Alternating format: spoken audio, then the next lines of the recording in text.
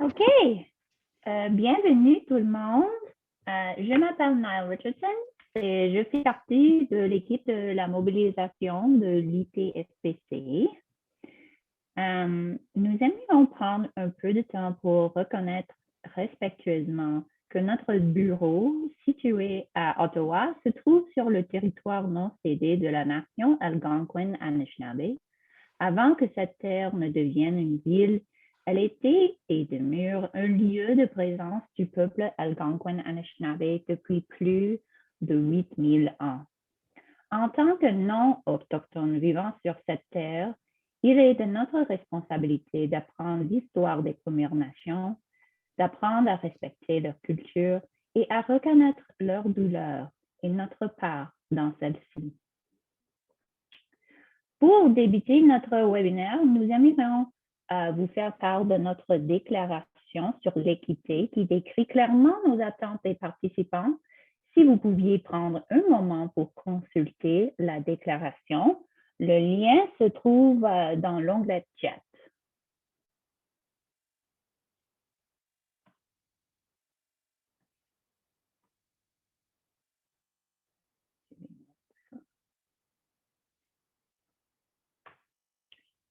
Tel que mentionné, l'Institut professionnel de la fonction publique du Canada s'efforce de créer un climat respectueux, sûr et inclusif où nous nous sentons tous les bienvenus et valorisés et où nous sommes soutenus afin d'apporter notre contribution et aider les autres à faire la leur. Nous vous remercions de faire votre contribution. Je suis accompagnée par Suzette Brosseau, négociatrice de l'IPFPC.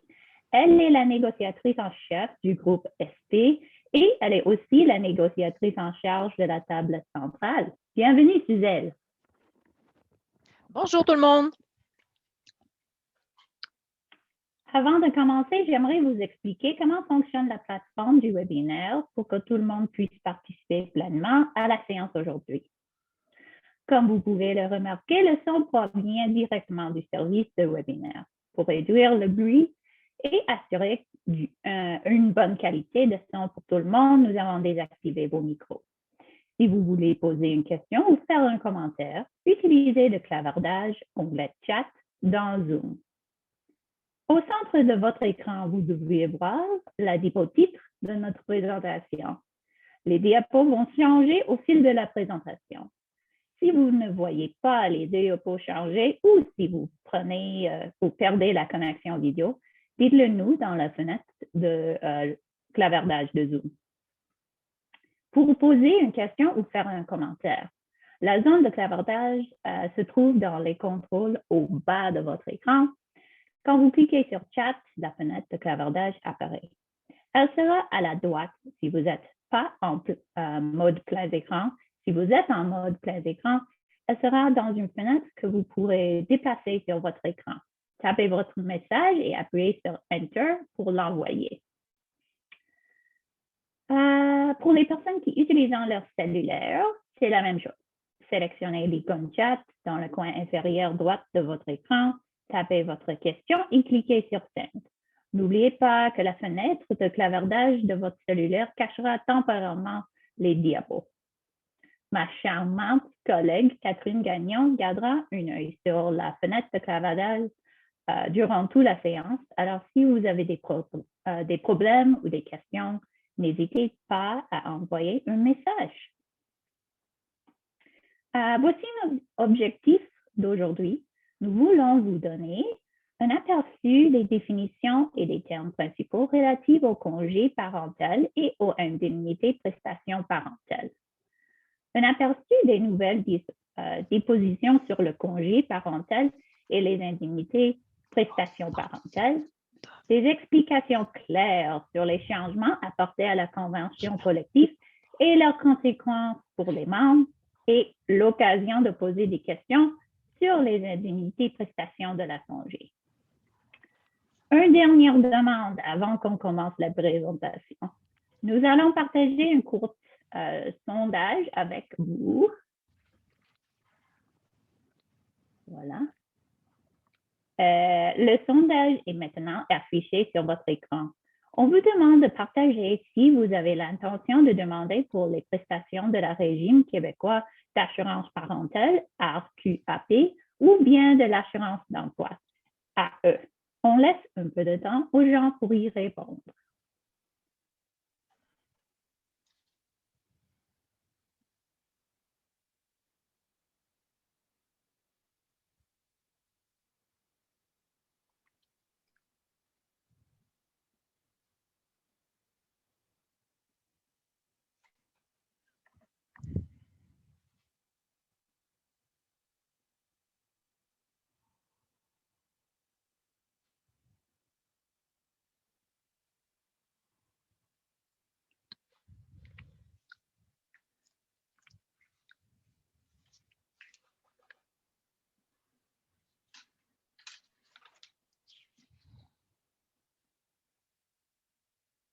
OK, je vais fermer ça. Merci tout le monde. Alors, c'est égal. Parfait. Alors, on commence, Suzelle. Veux-tu commencer la présentation? Oui. Parfait. Alors, parlons-en de congé parental, autant du congé que des indemnités qui sont associées. Alors, au départ, j'aimerais regarder certains mots avec vous, certains mots, certains acronymes qui vont être utilisés pendant ma présentation et auxquels on fait aussi référence dans la convention collective pour s'assurer que nous sommes tous sur la même longueur d'onde. Alors, AE, ça fait référence à l'assurance emploi et aux fins du congé maternité et parental, ça s'applique à tout le Canada, sauf le Québec. Quand on parle de RQAP, on parle du régime québécois d'assurance parentale et dans ce cas-ci, ça s'applique seulement aux résidents du Québec. Quel régime s'applique à vous? Mais c'est en fonction de votre lieu de résidence et non pas en fonction de votre lieu de travail. Je continue avec mon vocabulaire et mes acronymes. Quand on parle de congé, que ce soit congé maternité, qu'on parle de congé parental, on fait référence au congé non payé. Alors, dans le cas de maternité, c'est le congé non payé du parent qui donne naissance. Dans le cas du congé parental, ça va être le congé non payé du parent qu'il donne naissance ou pas. Les congés de maternité et paternité vont varier en fonction des régimes. Alors, vous allez voir, on va voir ça là, plus dans le détail au cours de la présentation.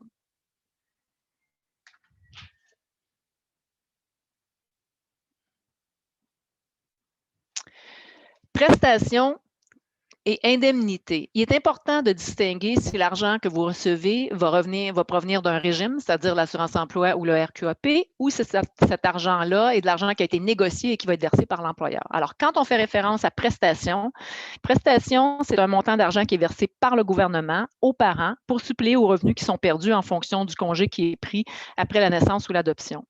Quand on parle d'indemnité, puis parfois en anglais, on va référer au top-up, on fait référence à de l'argent qui a été négocié par l'Institut professionnel, qui est payé par l'employeur et qui va s'ajouter aux prestations d'assurance-emploi ou aux prestations du régime québécois. Et ça va être pour la période de congé qui est prise, encore là, après la naissance ou l'adoption d'un enfant. Formule de remboursement. C'est le temps de travail qui est obligatoire après le retour au travail du congé maternité, parental, adoption ou congé paternité pour éviter toute obligation financière envers l'employeur.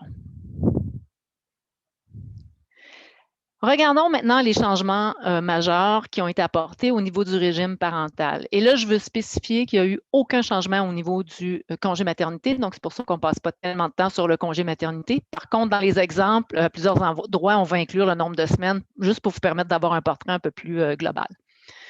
Alors, quels sont ces changements-là? Il y en a 4 grands changements. Le supplément du congé parental a été bonifié pour inclure plus de semaines partagées en vertu du régime d'assurance-emploi. Et ces semaines-là vont varier selon que vous prenez un congé standard ou un congé prolongé.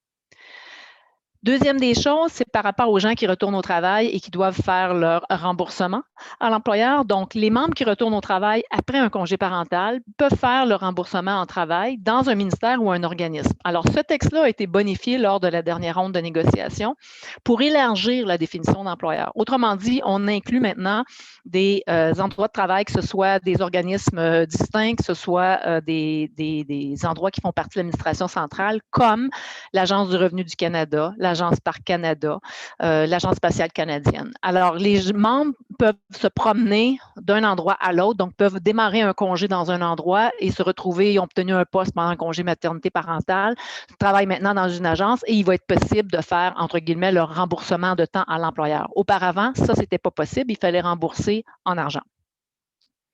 Troisième changement, c'est le supplément qui est reçu sur les 5 semaines de paternité conformément au régime d'assurance parentale du Québec. Alors, le maximum de semaines dans la convention collective au niveau des bénéfices était limité à 52 semaines. Maintenant, le fait que c'est augmenté à 57 semaines, les gens vont pouvoir le recevoir. Et enfin, le dernier changement, c'était de corriger l'inéquité qui existait entre les prestations du régime québécois et les prestations du régime d'assurance-emploi pour les parents adoptifs. Donc, les parents adoptifs, maintenant, vont recevoir aussi une indemnité par rapport à ça. Alors, où est-ce qu'il y avait l'inéquité? Puis je vais l'expliquer un peu plus loin.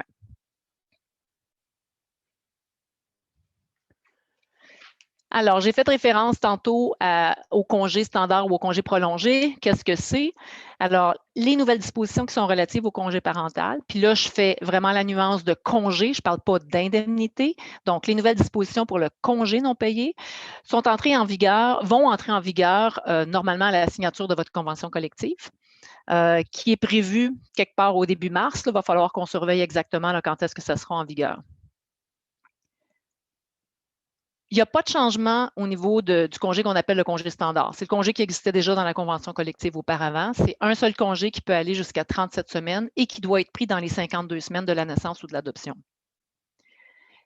Les membres de toutes les provinces peuvent se prévaloir de ce congé-là. Ce congé-là englobe les périodes qui sont prises en charge par le régime québécois et l'assurance-emploi. Dans le cas du RQAP, la période de la naissance et l'adoption, c'est la même chose, peu importe les régimes.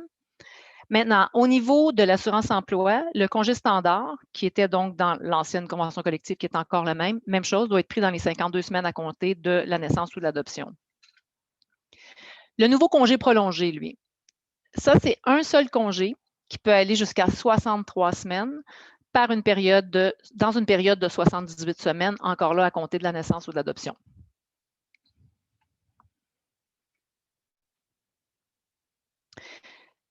Comment faire la demande de ce congé-là? La convention collective prévoit que vous devez faire la demande de votre congé à votre superviseur dans les 4 semaines qui précèdent le départ pour le congé. Au niveau de l'argent, donc le centre de paie, ça, c'est complètement autre chose. La convention collective ne régit pas ça. Donc, vous devez vous assurer effectivement que votre superviseur et les ressources humaines vont envoyer la documentation requise au centre de paie pour s'assurer qu'ils aient tout ce qu'ils ont besoin là, avant le début de congé, de sorte qu'il n'y a pas d'interruption au niveau de vos sous, là, de vos chèques de paie. Bon, tantôt, j'ai fait référence à la formule de remboursement. Donc, on est parti en congé maternité parentale, on a reçu des prestations pendant un certain temps, on a reçu des indemnités de l'employeur pendant un certain temps. Donc là, on va devoir du temps, l'équivalent du temps, on va le devoir à l'employeur au retour. Qu'est-ce que ça veut dire, l'équivalent du temps?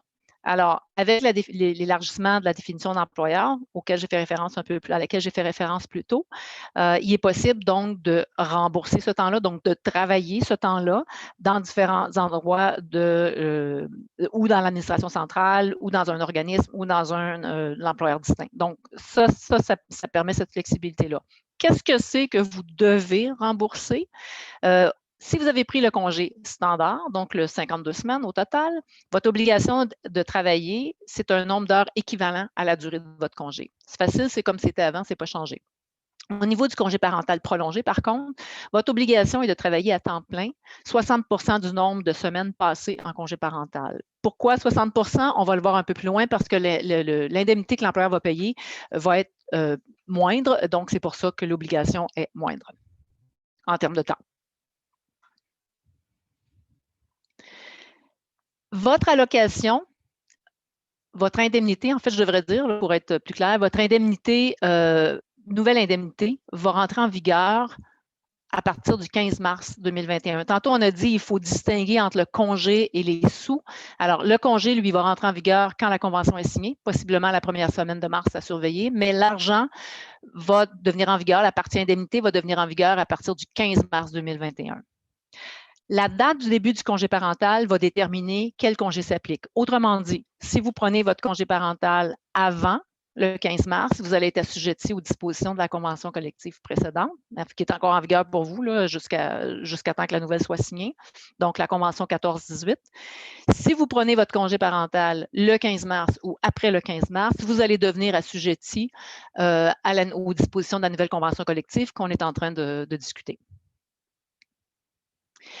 La convention prévoit aussi que vous pouvez diviser votre congé en 2 périodes. Alors, si vous divisez votre congé en 2 périodes, c'est la première période où vous commencez votre congé qui va déterminer quelles dispositions s'appliquent à vous. Donc, en vertu de l'ancienne convention, en vertu de la nouvelle convention.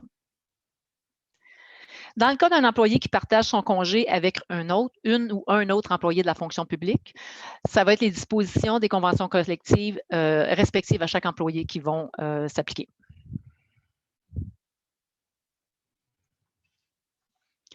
Au niveau de la pension et des avantages sociaux, si vous prenez le congé standard, donc il n'y a pas de changement, c'est la même chose qu'auparavant, vous devez payer votre cotisation au régime de pension et l'employeur paie la sienne. Au niveau du régime de soins de santé, c'est la même chose, vous payez votre cotisation, l'employeur paie la sienne. Au niveau du régime de soins dentaires, l'employeur paie la totalité. Maintenant, il y a une possibilité de suspendre vos paiements, évidemment, si vous renoncez aux bénéfices, donc à l'accumulation des années aux fins de la pension ou de recevoir les bénéfices du régime d'assurance santé ou d'assurance dentaire. Bien, assurance dentaire, l'employeur le paye, donc ce n'est pas un problème les 52 premières semaines. Le temps de congé qui est accordé pour congé maternité, congé paternité, congé parental est compté dans le calcul de la durée d'emploi aux fins de l'indemnité de départ, dans le calcul de service aux fins du congé annuel et aussi aux fins de l'augmentation d'échelon de rémunération. Donc, il n'y a pas de pénalité à ce niveau-là. Une chose que je veux préciser, j'ai parlé de la possibilité de suspendre vos paiements. Si vous suspendez les paiements, vous devez suspendre la totalité des paiements. Vous ne pouvez pas suspendre juste une partie des paiements, donc juste suspendre pendant 3 mois. Si on part 6 mois, il faut suspendre pendant 6 mois. Quand on parle du congé prolongé, donc là, on est au-delà de 52 semaines. Qu'est-ce qui se passe au-delà de 52 semaines? À ce moment-là, vous devez payer votre cotisation, vous devez faire la cotisation à taux double. Autrement dit, vous payez votre cotisation puis la part de l'employeur pour le régime de retraite, pour les soins de santé. Au niveau des soins dentaires, vous devez aussi payer la totalité. On se rappelle, la diapo précédente, l'employeur paye la totalité. Les 52 premières semaines, ça ne coûte rien, mais après les 52 semaines, on doit payer la totalité. Toujours la possibilité de suspendre les paiements. Je veux aussi préciser que l'Institut fait des représentations depuis déjà un bon moment auprès de l'employeur afin que cette limite-là, cette distinction-là de avant puis après 52 semaines disparaisse, puis que les employés aient seulement à faire leur contribution simple, peu importe la durée du congé. Ce changement-là, c'est un changement au niveau législatif, donc ce n'est pas simple à faire. Et donc, ce qu'on vous suggère, c'est de surveiller ça de près. Là, dès qu'on aura plus de nouvelles, on va les partager avec vous. Donc, peut-être éventuellement, dans un futur, vous aurez qu'à payer la partie simple seulement. Encore une fois, ce que j'ai mentionné tantôt, pour le congé au-delà de 52 semaines, le temps passé en congé va compter au niveau de l'indemnité de départ, congé annuel et l'augmentation d'échelon. Alors, on va regarder plus spécifiquement au niveau de l'assurance emploi comment ça se passe. Alors, voilà un espèce de graphique qui vous illustre. Je ne sais pas comment vous allez voir ça bien, là, si c'est petit sur votre écran ou si vous le voyez bien, mais ça va nous donner là, dans un coup d'œil comment ça se déroule finalement pour quelqu'un qui est en congé maternité et parental. Donc, on inclut maternité juste pour vous donner une meilleure idée là, dans ce cas-ci, sous l'assurance emploi. Alors, la première semaine, c'est une semaine de délai de carence. C'est une semaine pour laquelle on reçoit 0 de l'assurance emploi, l'employeur la paye à 93 %. Là, évidemment, on est dans un scénario de prestations standard, de congé standard, c'est-à-dire. Ensuite, on a un 15 semaines de congé maternité, où là, on reçoit un mélange de l'assurance emploi et de l'employeur qui nous amène à 93 % de notre salaire. Ensuite, on a un 35 semaines de congé parental. Encore là, c'est un mélange de sous qui proviennent et de l'assurance emploi et de l'employeur pour arriver à un maximum de 93 % du salaire. Puis, il nous reste une dernière semaine, la 52e semaine, qui est qui est une semaine supplémentaire qui a été transportée d'une convention collective précédente. Cette semaine-là, on ne reçoit rien de l'assurance-emploi, mais on reçoit l'équivalent du 93 % de la part de l'employeur. Pour les fins de la présentation, la première et la dernière semaine, je vais y référer comme étant les semaines supplémentaires. Aussi, votre admissibilité à ces semaines-là vont dépendre de différents facteurs. Donc, ce n'est pas des automatismes, donc il va y avoir des facteurs à considérer. Au niveau de ces 2 semaines-là, c'est possible de les utiliser ou avec le congé maternité ou avec le congé parental selon le scénario qui est le plus intéressant pour vous. Mais dans le reste de la présentation, en général, je ne vais pas mentionner dans le nombre total de semaines. Je ne vais pas systématiquement mentionner quand on va regarder le nombre total de semaines, les semaines supplémentaires parce que justement l'admissibilité varie selon les circonstances. Alors, si on regarde dans le cas d'un congé standard, sous l'assurance-emploi, un seul parent qui travaille dans la fonction publique, qu'est-ce qu'on a le droit? Bien, il n'y a pas de changement, c'est ce qui existait dans la convention précédente. Donc, c'est jusqu'à 35 semaines de prestations et d'indemnités qui nous amènent à un 93 % du salaire. Donc, j'ai fait le commentaire tantôt pour les semaines supplémentaires. Vous pouvez être admissible ou pas, donc je n'en reparle pas plus. Maintenant, ce 35 semaines-là doit être pris à l'intérieur de 52 semaines de la naissance de l'enfant. Alors, si on regarde ça concrètement, ça veut dire quoi? Ça voudrait dire que l'employé de la fonction publique qui donne naissance va prendre son 15 semaines de congé maternité, va prendre son 35 semaines de congé parental et possiblement, il y aura les 2 semaines supplémentaires. Donc, on a un total de 52 semaines. En vertu, dont je l'ai mentionné, mais je le reprécise encore, c'est important, en vertu de l'assurance-emploi, les 35 semaines du congé parental doivent être prises dans les 52 semaines de la naissance ou de l'adoption. Maintenant, regardons un scénario où est-ce que les 2 parents travaillent dans la fonction publique. Dans ce cas-là, on aurait le 35 semaines de congé et d'indemnité qui nous amène notre salaire à 93 %. On aurait un 5 semaines de congé supplémentaire avec des indemnités au taux salarial de 93 % et ça nous amène à un maximum de 40 semaines de congé par couple, mais un maximum de 35 semaines de congé par parent. L'objectif de ces semaines-là, ce sont les 5 semaines qui ont été rajoutées, qui sont des semaines partagées. Maintenant, si on remplit toutes les conditions, on pourrait se retrouver avec un 57 semaines de prestations. Si on a les semaines supplémentaires, on se ramassera avec 57 semaines de prestations. Ces 57 semaines-là doivent être prises dans 52 semaines. Autrement dit, il va y avoir une période où est-ce que les parents devront être en congé en même temps pour que chacun n'excède pas le 35 semaines, mais maximise tous ses bénéfices. Donc, si les 2 parents travaillent dans la fonction publique, qui ont utilisé tout le congé, donc ils ont utilisé le maternité, ils ont utilisé le parental, ils ont utilisé les 5 semaines de congé parental partagé, l'un ou l'autre des parents sera admissible à la semaine supplémentaire dans la mesure où, évidemment, il continue d'être en congé. Et ça, dans la mesure où on n'excède pas le 35 semaines. Et dans ce cas-là, cette semaine-là, c'est la semaine supplémentaire auquel je faisais référence. Dans ce cas-là, elle est payée à 93 % par l'employeur. Si on regarde le scénario maintenant des prestations prolongées, alors qu'est-ce qu'on a le droit si on a un seul parent qui travaille dans la fonction publique?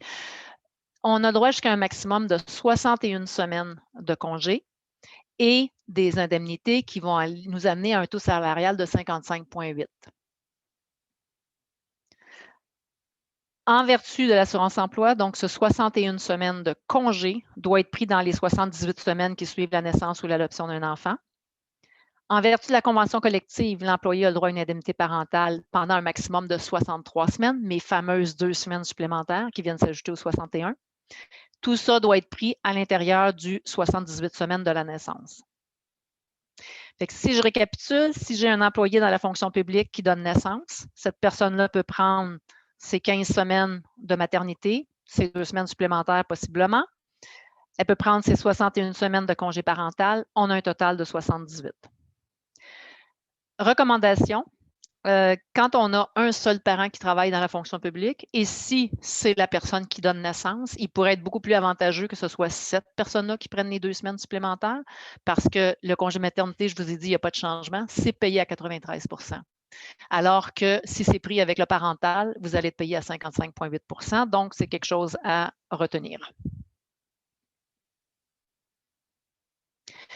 Dans un scénario où les 2 parents travaillent dans la fonction publique, alors, même chose, on a 61 semaines avec des prestations de taux salarial à 55,8 %. Maintenant, on a une possibilité de prendre le 8 semaines de congé supplémentaire. Alors, nos 5 semaines de congé partagé dans le congé standard, elles deviennent 8 semaines dans le congé qui est prolongé. Donc, un 8 semaines de congé. Et ça doit être partagé, c'est important. Ça nous amène donc là, un maximum de 69 semaines de congé par couple, mais un maximum de 61 semaines de congé pour un des parents. Autrement dit, on veut vraiment que les 8 semaines soient partagées. Alors, si vous respectez toutes les conditions, on peut se retrouver avec les 2 parents qui travaillent dans la fonction publique. Le parent qui donne naissance prend ses 17 semaines. Rappelez-vous, on a dit c'est plus payant de le prendre avec le congé maternité, c'est 93 %. 61 semaines de congé parental. Et que le congé qui ne donne pas naissance, le parent, excusez-moi, qui ne donne pas naissance, prend 8 semaines de congé parental partagé, on se retrouve maintenant avec 86 semaines de payé. Les parents peuvent prendre n'importe quelle combinaison de congés partagés, encore là, tant qu'un parent n'excède pas 61 semaines. Est-ce que vous avez des questions?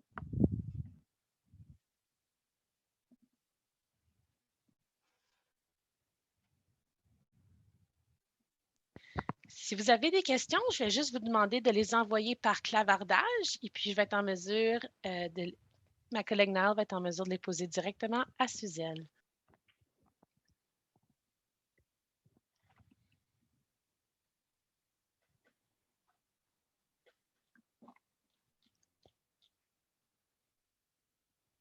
OK.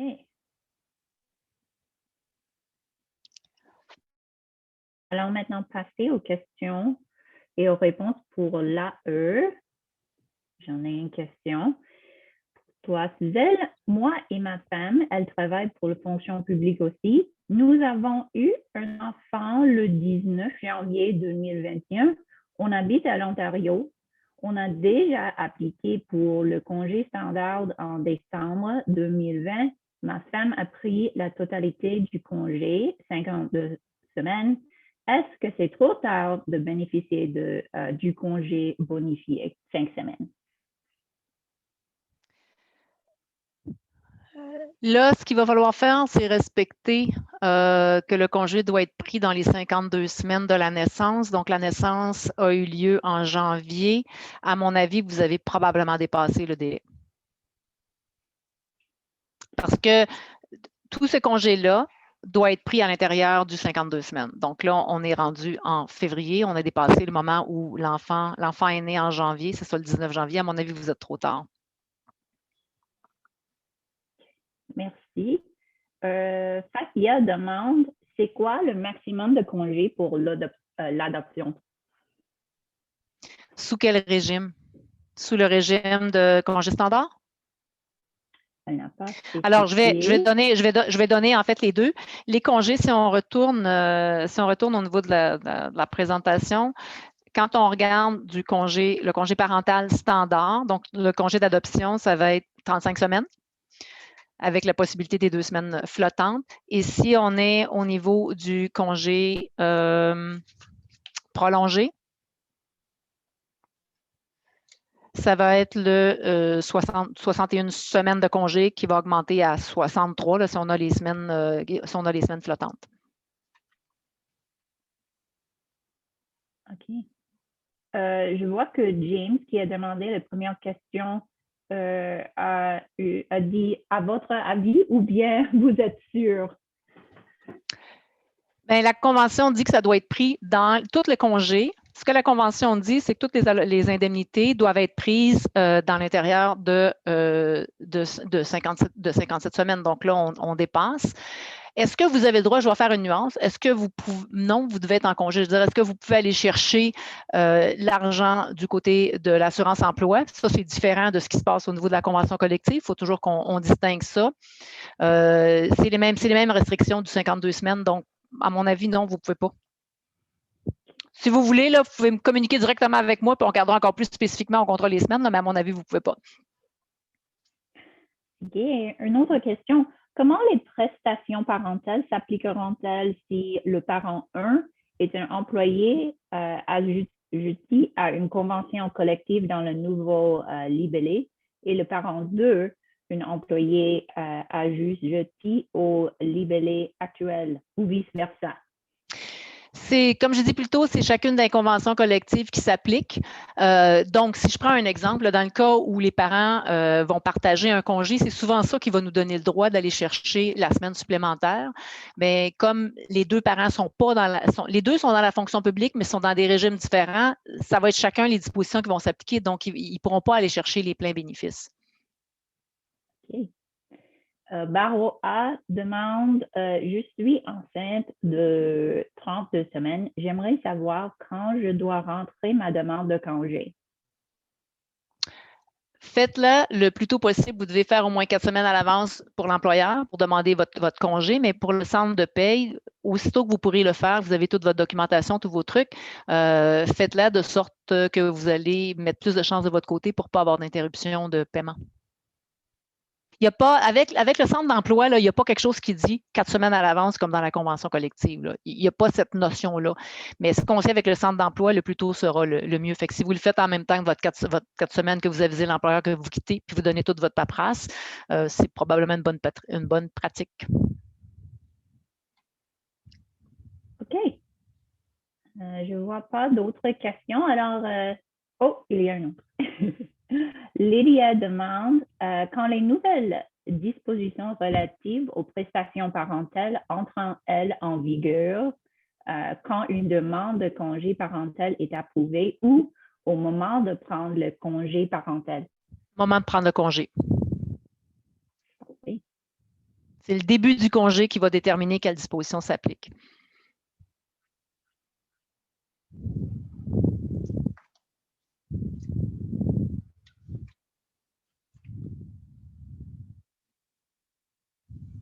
On attend pour les autres questions.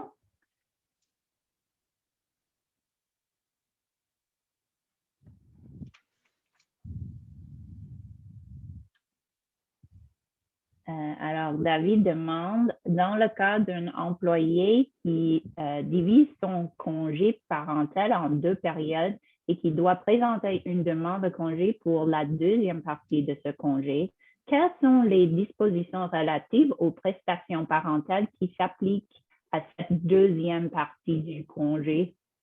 Les dispositions qui étaient en vigueur lors de la première demande. Ce que vous devez savoir, c'est qu'une fois que vous avez fait le choix d'un congé standard ou d'un congé prolongé, vous ne pouvez plus changer ces règles-là. Une fois que vous avez fait votre demande et c'est ça le régime en place, puis ça, c'est une exigence de l'assurance emploi, vous ne pouvez pas changer d'idée en cours de route. Donc, si vous décidez de prendre un congé prolongé, puis là, en cours de route, vous dites finalement, je vais revenir plus tôt, est-ce que je pourrais à la place recevoir les prestations sous le régime standard? Non, ce n'est pas possible de faire ça. C'est le début du congé, c'est ce qui va déterminer, je vois la question, là, début du congé ou date de naissance, c'est le début du congé qui détermine quel régime s'applique à vous. La date de naissance détermine la durée de temps, votre 52 semaines part de la date de naissance pour l'obtention de vos bénéfices. Je vois aussi quelqu'un qui demande, mon mari et moi, nous sommes employés du gouvernement fédéral. Est-ce que je peux partager mes congés avec lui? Les deux sont des employés du gouvernement fédéral, dans la mesure où, oui, vous pouvez partager avec le conjoint. Je ne sais pas quelles sont les dispositions de la convention collective du conjoint. Il faut voir qu'est-ce qu'il y a au niveau de la convention collective du conjoint parce que c'est ce régime-là qui va s'appliquer, mais en principe, vous pouvez partager, oui. La question, c'est pas tant de partager, la question, c'est qu'est-ce que vous allez avoir droit au niveau de vos indemnités, puis allez-vous être capable d'aller chercher vos semaines supplémentaires. Et c'est là que chacune des conventions collectives va jouer son rôle, là. Fait que si vous êtes, par exemple, avec si la personne qui ne donne pas naissance, c'est pas quelqu'un qui est syndiqué, puis c'est d'autres règles qui s'appliquent, ça, je ne peux pas répondre à cette partie-là. Il faut voir quel régime s'applique à chacune des personnes.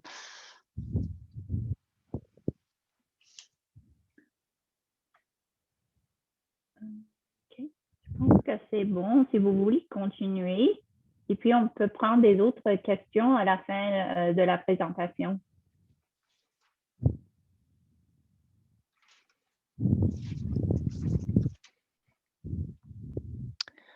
Alors, maintenant, on va regarder en vertu du régime québécois. Alors, encore là, dans un coup d'œil, qu'est-ce que ça ressemble? Alors, je vous ai mentionné au début que les durées de chacun des congés sont un petit peu différentes, fait que c'est important de savoir quel régime s'applique à vous. Alors, dans le cas du régime du Québec, première des choses, il n'y a pas de première semaine de délai de carence, ça n'existe pas.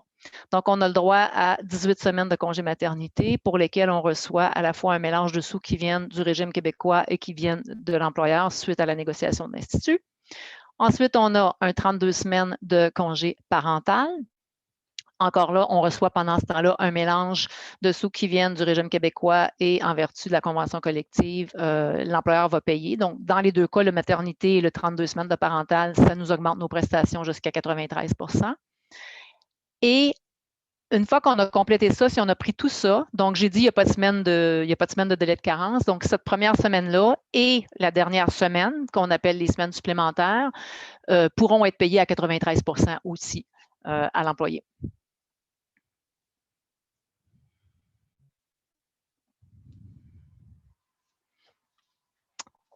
Alors, si on a un seul parent qui travaille dans la fonction publique et que c'est le parent qui donne naissance, qu'est-ce qu'on a le droit? On a le droit à 32 semaines de congé de prestation d'indemnité qui nous amène à 93 % de notre salaire. Et on a le droit donc aux 2 semaines supplémentaires avec les indemnités à 93 %. Si les 18 semaines de maternité ont été utilisées au complet, si les 32 semaines de congé parental ont été prises au complet. Donc, ça, il n'y a pas de changement, c'était la même chose qu'auparavant. Et ces semaines-là doivent être prises en vertu de la convention collective, là, ça doit être pris dans les 52 semaines. Je vais préciser tout de suite qu'il s'est passé des changements au niveau du régime québécois depuis qu'on a négocié ces dispositions-là à la table centrale. Donc, tout récemment, à l'automne 2020, il y a eu des changements au régime, puis il y en a d'autres qui vont être en vigueur plus tard. Ça vient un petit peu mélanger les cartes. Ça ne mélange pas les cartes dans le sens que la présentation, est-ce que ce auquel vous avez droit maintenant, c'est ça? Mais est-ce qu'il pourra y avoir d'autres changements? Là, on est en conversation avec le Conseil du Trésor pour voir qu'est-ce qui va se passer. Puis s'il y avait des changements, ça serait probablement plus du côté de l'adoption. Mais ça, il va falloir que vous surveillez là, qu'est-ce qui se passe.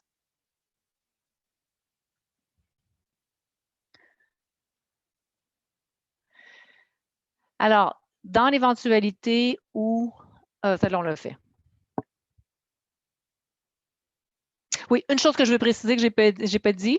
Donc, dans le cas du parent, cette fois-ci, on regarde qu'il y a une seule personne qui travaille dans la fonction publique et c'est le parent qui ne donne pas naissance. Donc, qu'est-ce qu'on a le droit? On a le droit à 32 semaines de congé et des indemnités qui amènent notre salaire à 93 %. Et là, on a 5 semaines de paternité avec une indemnité qui nous amène encore à 93 % pour le parent qui ne donne pas naissance. Important de savoir, encore une fois, ces semaines-là doivent être prises dans les 52 semaines de la naissance de l'enfant. Mais ce qui est aussi important de savoir, c'est que le RQAP appelle ça un congé de paternité, mais en réalité, c'est un congé pour le parent qui ne donne pas naissance.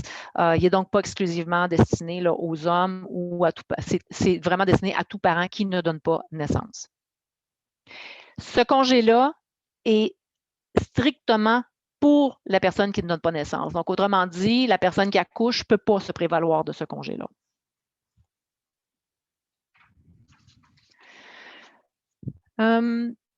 Si les deux parents travaillent à la fonction publique, qu'est-ce qui se passe? Alors, si les deux parents se partagent, et ça c'est important, se partagent le congé parental de 32 semaines qui va vous amener un salaire qui équivaut à 93 %. Si les 5 semaines de paternité, encore là, payées un taux salarial qui équivaut à 93 % pour le parent qui ne donne pas naissance sont utilisés, il y a une possibilité d'aller chercher 2 semaines supplémentaires qui vont être entièrement payées par l'employeur à un taux de salaire qui va équivaloir à 93 %. il faut que la totalité de ces semaines-là soit utilisée pour pouvoir avoir accès aux semaines supplémentaires. Tout ça, ça doit être pris dans les 52 semaines qui suivent la naissance. À ce stade-ci, ça, c'est un des changements peut-être pas qu'il y aura là, avec les nouvelles dispositions de la loi. On ne sait pas, c'est à surveiller. Donc, si on doit prendre toutes ces semaines-là à l'intérieur de 52 semaines, ça veut dire qu'il y a une partie du temps où les parents devront être en congé en même temps pour être capables de maximiser leurs bénéfices. Dans le cas d'adoption, alors si on a un parent qui travaille dans la fonction publique, c'est facile, c'est le système qui était avant, c'est-à-dire 37 semaines qui sont payées avec un équivalent de 93 %.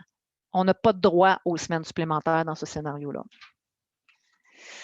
Dans le cas où les deux parents travaillent dans la fonction publique, dans un cas d'adoption, à ce moment-là, dans la mesure où les deux parents vont se partager les 37 semaines de congé parental, qui seront payées à un équivalent de 93 %, on aura droit à ce moment-là aux 2 semaines supplémentaires au taux salaire entièrement payé par l'employeur à 93 %. Ça, c'est une des nouvelles dispositions auxquelles je faisais référence au tout début.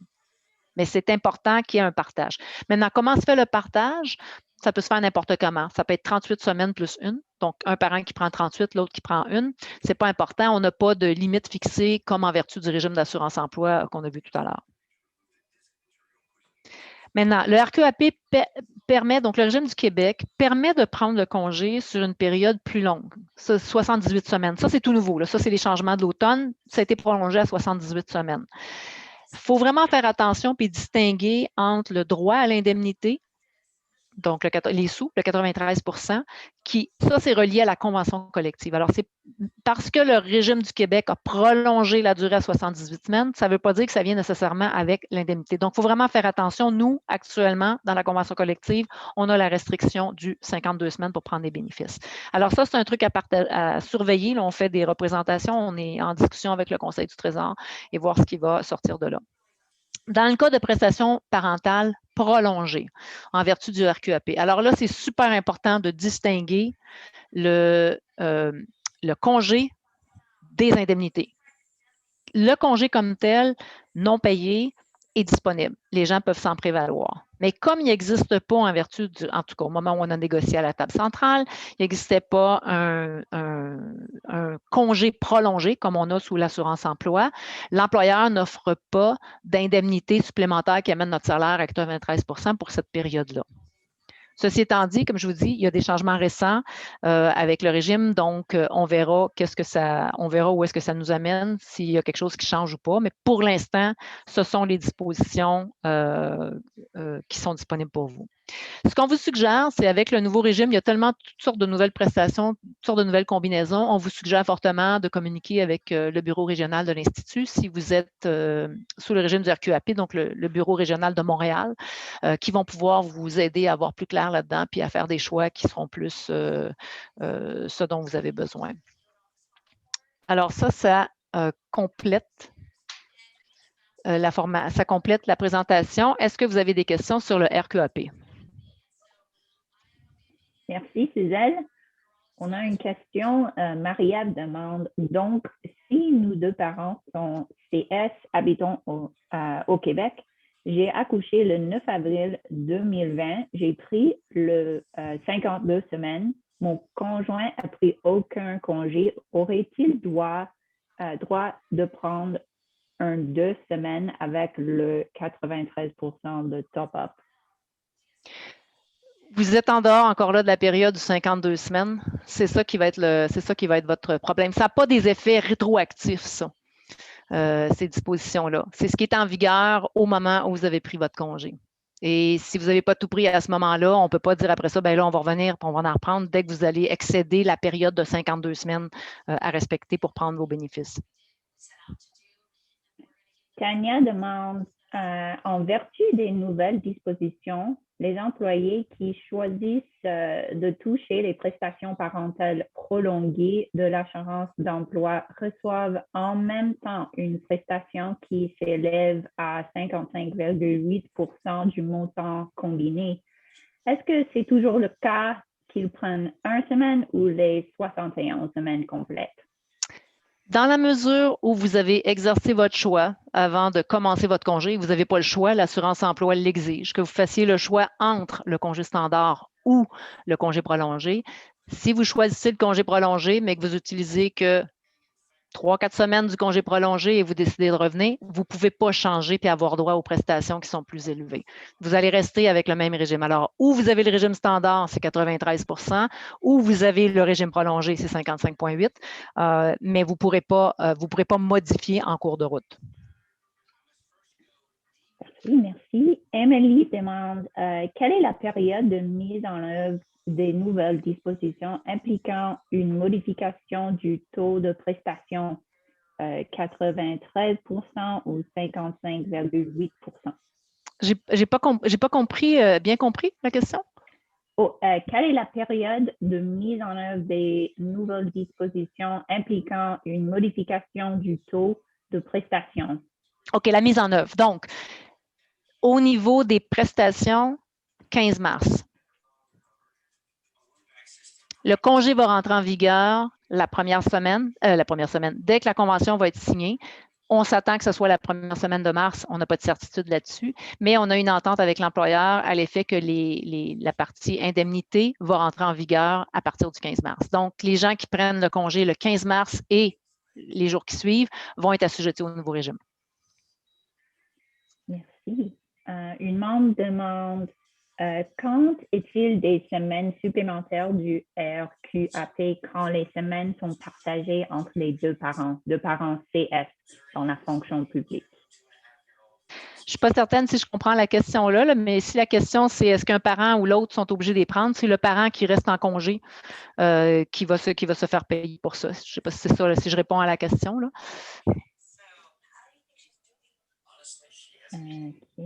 Moulet demande, le congé de ma conjointe finit le mois d'avril. Elle aimerait prolonger de 6 mois. Les 6 mois seront-ils payés?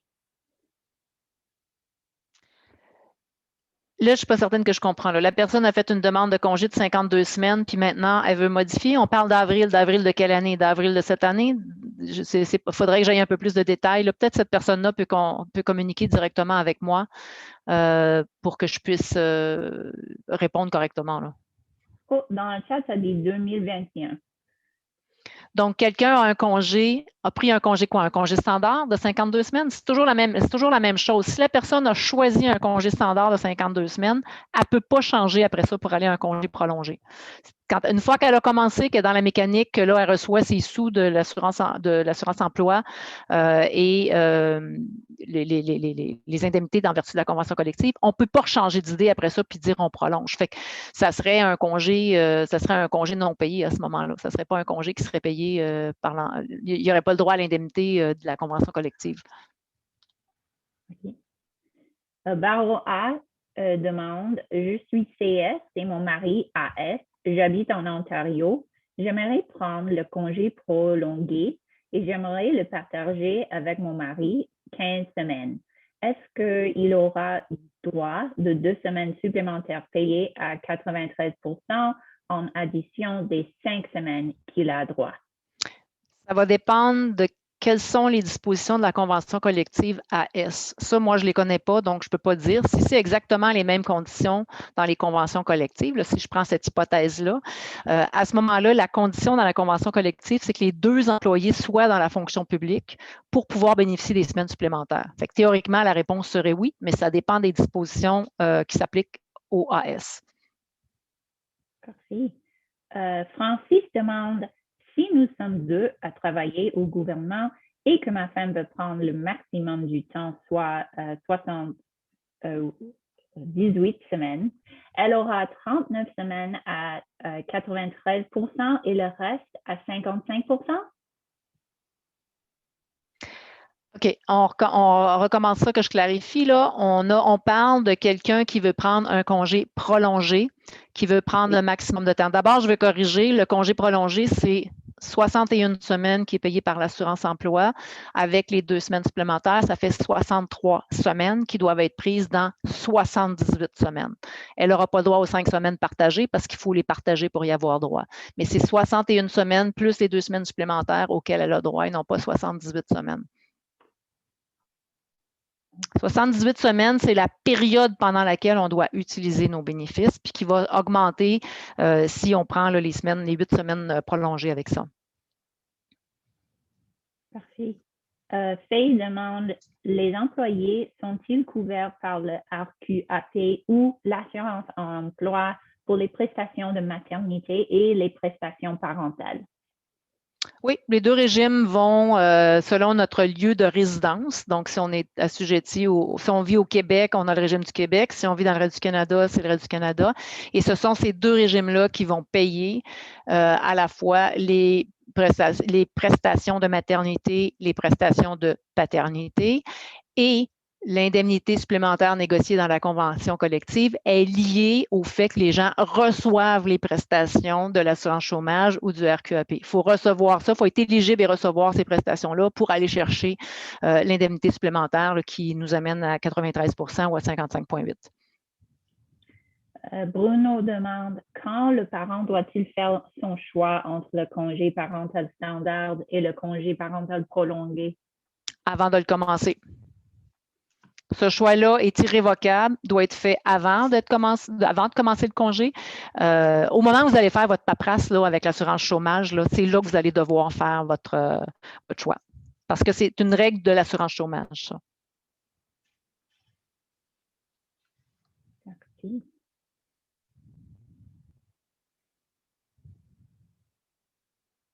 J'attends une autre question. Voilà, Valérie demande combien de semaines de congé parental standard un employé a-t-il droit de prendre en vertu de l'AE? L'assurance emploi va payer 35 semaines de parental.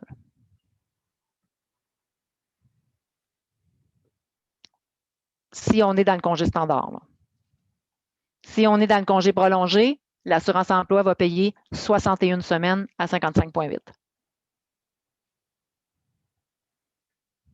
Mélanie demande les 5 semaines supplémentaires offertes aux parents qui partagent les prestations parentales ordinaires de l'AE peuvent donner droit à une prestation parentale supplémentaire si les deux parents sont employés dans la fonction publique.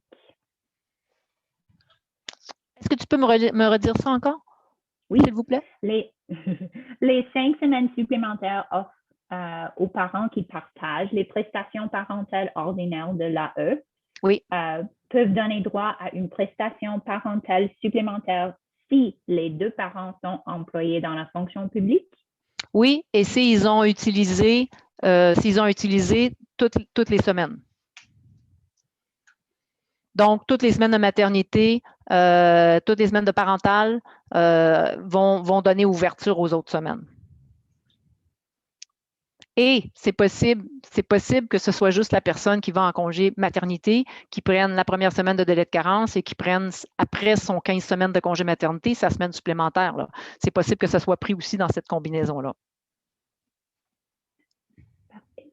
Alors, la dernière question, c'est Maria. Elle demande l'option de 8 semaines supplémentaires à partager entre les parents en vertu du congé parental prolongé de l'AE.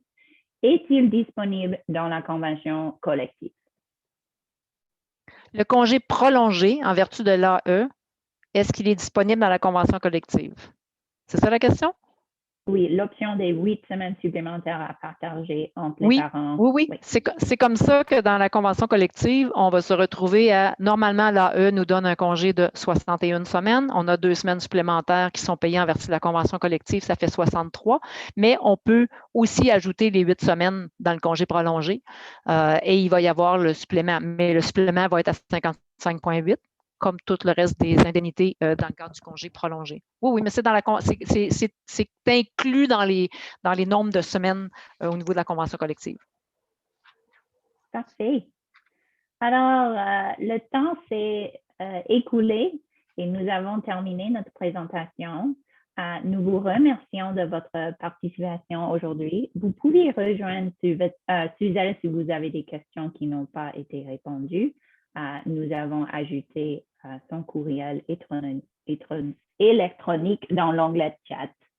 Alors, merci et bonne journée.